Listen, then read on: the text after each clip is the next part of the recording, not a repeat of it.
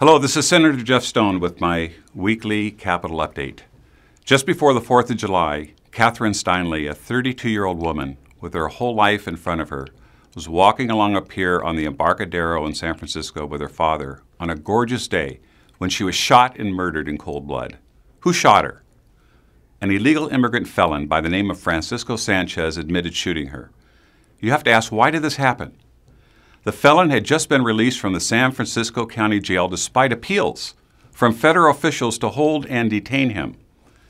San Francisco law enforcement officials let the murderer of Kathryn Steinle out of jail because San Francisco is a so-called sanctuary city. When I learned of the tragic murder of a young woman in her prime, I put language into create a bill to make sure something like this never happens again.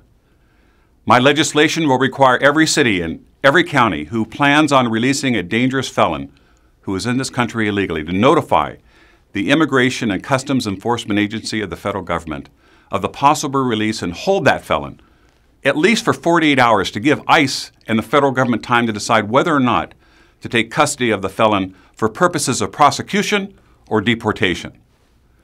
The murder of Kathryn Steinle could have been prevented. It should have been prevented.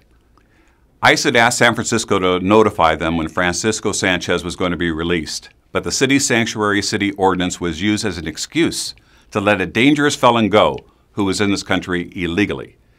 Sanchez has been deported at least 5 times over the past several years.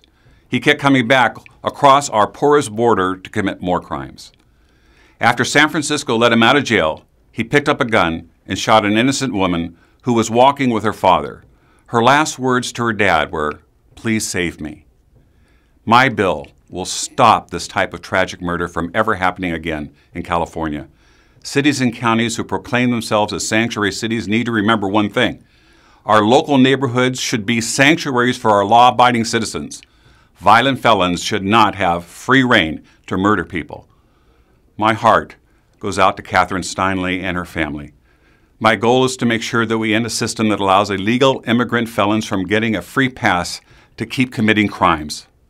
I want to stress, however, that my bill only deals with felons in custody in our local jails. I understand millions of people want to come to this country to make a better life for themselves and their families. More than 99% of these people come here with good intentions. But when it comes to felons who are in this country illegally and are in custody in our local jails, they should not be released until federal officials are notified.